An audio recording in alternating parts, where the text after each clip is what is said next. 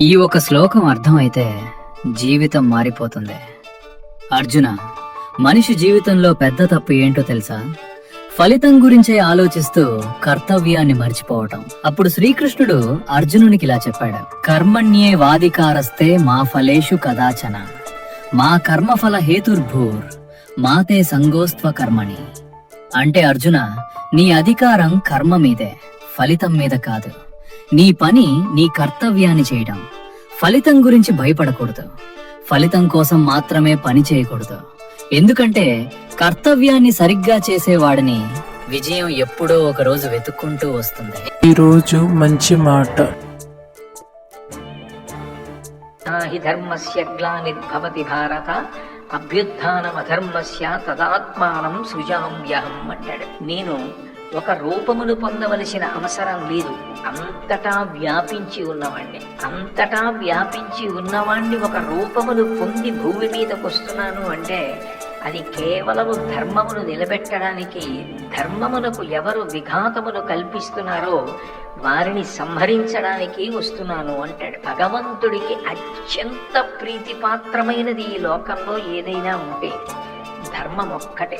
ధర్మమునకున్న గొప్పతనం ఏమిటంటే నిరంతరం మారిపోతుంది.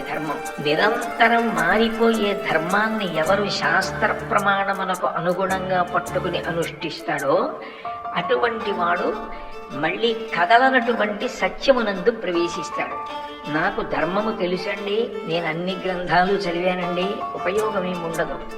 రావణాసురుడు కూడా అన్ని చదివాడు, ఉపయోగం ఏముంది? సుందరకాండలో సీతమ్మ రావణాసురుడిని అడిగింది, ఇహ సంతో నవాసంతి సతోబానానువర్తసే తదాహి విపరీతాతే బుద్ధిరాచారవర్జిత అని అడిగింది. ఇక్కడ చెప్పేవాళ్ళు లేరా? నువ్వు వినవా? నీకు తెలియదా? తెలిసి ఉన్నదాన్ని నమ్మకంతో అనుష్ఠించవా? ఎక్కడొచ్చింది సమస్య అని అడిగింది.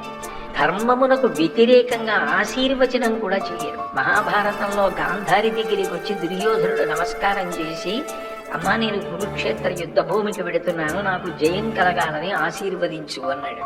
ఆవిడంది, ఓ పుత్రుడా, ఎక్కడ ధర్మం ఉంటుందో అక్కడికే జయం చేరుతుంది. ఎక్కడ ధర్మం ఉంది? ధర్మరాజు గారి పక్షంలో ఉంది. అందుకే కృష్ణ భగవానుడు అక్కడున్నాడు. ధర్మం అక్కడుండగా నువ్వు గెలవాలన్న ఆశీర్వచనం నేను చెయ్యలేను, వెళ్ళు అంది. తల్లి అయి ఉండి కూడా ధర్మం వ్యతిరేకమైన ఆశీర్వచనం చేయడానికి కూడా గాంధారి ఇష్టపడలేదు. ఈ వీడియో నచ్చినట్లయితే లైక్ చేయండి, షేర్ చేయండి, సబ్స్క్రైబ్ చేసుకోండి. Thank you.